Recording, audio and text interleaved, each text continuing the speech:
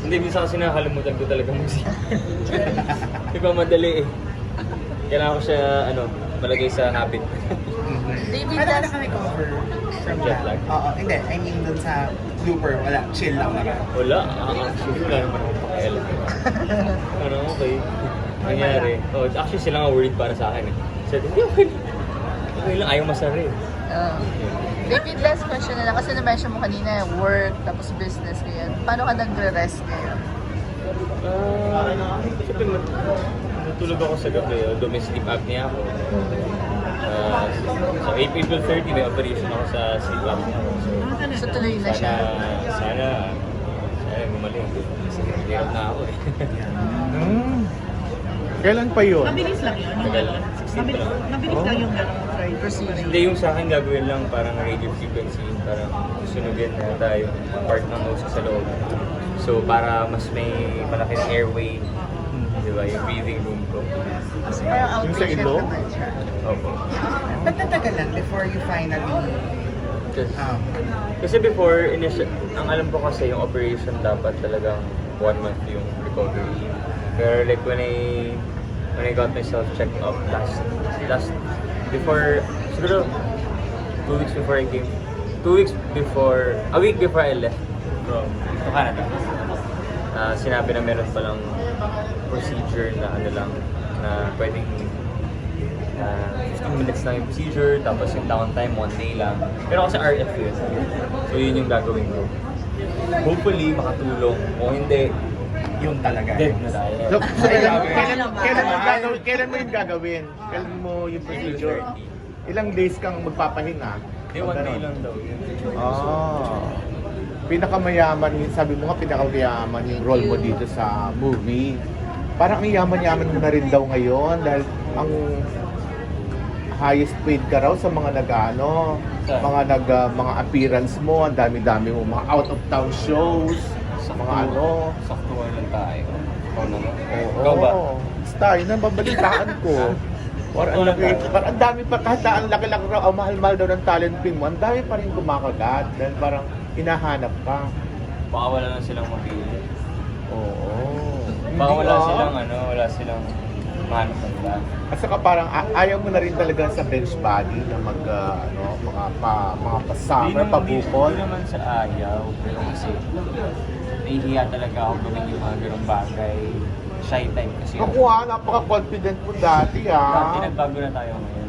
Naku kasi nung story ko nito sa Novotel, parang hindi ko pa masyadong pinapansin yung iba. Parang si Camila ni Aiza Red, yung super chika sa'yo, di ba? Nilandi ka pa ni Aiza Red na TV na. Yung dati kasi, sinasadya ako maging ganun kasi akala ko yun yung maangas. Kaya ito naman talaga ako, mahihayin talaga ako ng producer. Ako na rin naman doon, nahihiya ako, pero pag solo-solo lang. Ikaw ba? Ayaw ko pinag-uusapan yung sarili ko. Ikaw ba? Bakit naman? Parang ngayon mas marami ka na talagang parang ang dami na talagang nagmamahal o nag-iidolo sa'yo. Oo naman, syempre. Syempre masaya ako na iniidolo nila ako. Pero syempre, lang tayo, chill tayo. Ano pa rin to? Cute lang. Naramdaman mo yung pressure? Hindi, wala naman. Hindi ko inisip yung mga gano'n. O kasi parang albaw rin doon sa love team ninyo ng Barda, may boyfriend siya, ikaw naman may girlfriend din daw. Pero kumbaga ang ganda-ganda ng combination ninyo. May movie pa kayong lalabas na ba yun? Sa Japanese Film Fest ba yun? Sa atin? Oo, that kind of love. Anong kaibahan na magkatabal kayo sa movie kumpara sa teleserye? Siguro sa teleserye, same lang naman. Pinagkaiba lang na punta kami sa Korea. Na na-enjoy talaga namin yun. Kasi mahilig ako sa Korean food, mahilig din si Barbie doon. Tsaka I think pag movie kasi mas maraming shots. Yun. So I think sanay ako sa teleserye, mas napapagod ako sa movie. Kasi teleserye actor ako, I would say, na gusto ko one take lang. Ganun. So medyo may challenge when it comes to like shooting a movie kasi hindi niya ako sanay.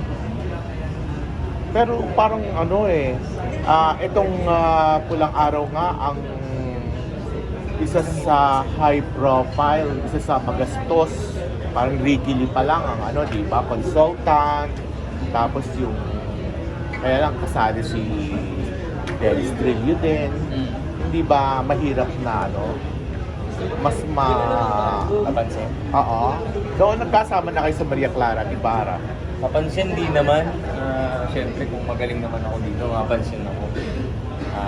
Kaya yun, trabaho ko lang naman, galingan ko. Tsaka, for me, ang goal ko dito, mag-best actor o kahit mananominate na best actor dahil lang, napakaganda ng proyekto eh. Tsaka ramdam ko talaga yung character ko dito na gusto kong may mapatunayan pa na sabihin natin, kahit kung tumigil man ako sa showbiz, at least nasabi ko na nag-best actor. Ang dami nyo na rin naging awards for Maria Clara at Ibarra eh. Opo. Na napag-iwanan nga doon si Julian. Parang pag nagkaka-award yung series, mananalo si Barbie, si Denny, saka ikaw. Sa tingin mo, itong Pulang Araw, mas level up talaga? Ako, yun yung gusto kong gawin. Siyempre, ako hindi, I mean, I can't speak for them naman, pero ako, sarili ko, gusto ko talaga mag-best actor dito. Lahat gagawin ko para magawa ko yun. I think, kakaya naman as long as we put in the work. We try to continue learning everything. Ikaw ba, sa tingin mo, are you more of an TV actor kaysa sa movies? Actually, parehas naman silang magkaiba. Parehas naman silang same lang. Siyempre, acting pa rin siya. Pero I think I lose patience sa maraming takes. Bakit? Hindi niya ako sanay doon. Kasi parang, hirap yun eh. Yung parang iibahin mo palagi ulit-ulit. Diba? So, siyempre, since doon ako nasanay sa teleserye, nanibago ako sa pelikula. But of course, yung mga pelikula naman, mga movie actors, sabihin nila, ayaw nila ng teleserye kasi doon sila sanay. Diba? So, magkaiba lang. And eventually naman, kapag nagkaroon pa ako ng pelikula, matututunan tayo yan. Meron ka bang parang nadidream na project o role for movie at saka for TV? Magkaiba siyempre yung medium siya eh. Well, ako, ang dream ko talaga is Colonel Star Cinema movie. Oh. Yan yung dream ko. Kaya lang napaka ano eh, parang pag Star Cinema mahabang proseso eh. Alam ko naman, I think siguro para magkaroon sila ng interest sa akin, siguro kailangan ko pang pagbutihin pa yung pag-acting ko sa Itong Pulang Araw. Gagalingan ko dito so that I can, like at least submit a case for them na, hey, maybe you can try me out as one of your actors sa Star Cinema. Bakit Star Cinema meron naman GMA Pictures? Alam ko naman may GMA Pictures, but I grew up watching Star Cinema. Fan ako ni Catherine tsaka ni Daniel, ni Dayskin, so I think, of course, I wanna do a GMA film, pero yun lang talaga, doon ako lumaki, manood ng Star Cinema. Pupunta, may chance ka pa bang pumunta ng Laboracay? I heard this year, balik na sila sa Beachfront. Wala na. Kwento sa akin, wala na? May taping kami. Oo. So, may kami taping kami. So, nasakripisyo mo yung mga ganung bagay? Paano ka pa nakakapag-enjoy at this point? I think every year ko na gusto kong magtrabaho. And darating na lang yung panahon na makakapag-relax tayo. Pero yung iba sa mga co-actors mo dito, parang nag-iisip na sila mag-settle down. Ikaw, meron ka na ba ganun? O parang bata ka pa sa tingin mo para isipin yung mga ganun? Isip ko na, syempre. Especially yung mga barkada ko, high school friends ko, kinakasal na. Syempre, mga pressure ka rin in a way na gusto mo rin ikasal. Pero ang maganda kasi nga sa inyo, nung love team nyo ni Barda, hindi kayo kailangang in person. Tanggap nila yun, na may sarili kaming relationships. Pero yung girlfriend mo ba hindi nagsiselos? Pag halimbawa may makising-kising scene kayo, knowing na alam naman niya na si Barda may boyfriend din. Hindi naman. Very understanding. O sa Star Cinema, anong mga klaseng pelikulang gusto mo? Rom-com ba? Dahil sabi mo yung mga tipo ng movies nila eh. Catherine Bernardo tayo. Oo. Yung ko, idol ko yun dati. Siya yung pinapanood ko eh. So, I think kahit man lang makasama siya sa isang pelikula, maka-acting ko siya. Siyempre dream yun. Pero parang mahirap pa at this point. Mahirap yun, mahaba yung pila. Oo, ang daming nakaano, may mga naliligaw na. Mahaba yung pila. Oo. Ano na lang ako? Sport. Mas desirable ba si Catherine ngayon para sa iyo na though may girlfriend ka naman yung sa tingin mo lang sa kanya na naging single siya? Hindi ko, well, noon pa naman kasi, pinapanood ko na siya noon pa man, di ba? Taas na yung tingin ko sa kanya and I idolize her. So, wala naman, pero ngayon parang nakita ko na mas, like, willing na siya to do things na hindi niya ginagawa dati.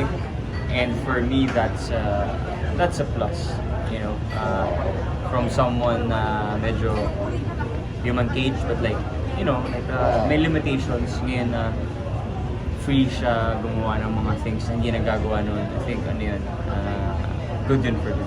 Pero parang ikaw naman ang nagkaroon nga ng limitations. Parang ayaw mo na mga pahubad-hubad. Parang ito na huli mong pahubad.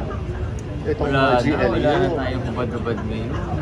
Oo. Kasi syempre, Kahit sa pulang araw, wala. wala. Wala sa role mo. Wala. Ano tayo? Sundalo tayo. Oo. Parang yung gusto mo Siyempre, di ba? Marami nagtatanong. Sabi, ay, ayaw na niya magano. Hindi. Siyempre, Oo. nagbago na tayo. Oh, anong naaapektuhan ka pa ba pag sinasabi naman ng iba na nakukulangan sila sa acting mo? Hindi siguro Na-hurt ka sila pa ba? marunong. Wala naman ang nagsasabi na hindi ako marunong ma-acting so after Maria Siyempre may mga basher at basher pa rin Wala naman, na. hindi mo After maano. Maria Clara, wala na. Nung Oo. before that, masasabi ko, kulang pa talaga. Pero nung, aminado naman ako eh. Marunong naman ako tumingin kung ang isang actor ay hindi magaling, ako magaling, diba? So masasabi ko, before Maria Clara, hindi ako magaling. Nung Maria Clara, natuto. Turning point talaga yun. Oo, pero can be improved pa. Pero hindi na ako bad actor. Oh, so, May galing na rin tayo. before Maria Clara, wala kang pangarap na maging best actor? Walang ganon? Wala naman akong pangarap maging best actor kasi hindi ko nga inakala maging artista ako, best actor pa kaya. Pero siyempre nandito na ako ngayon.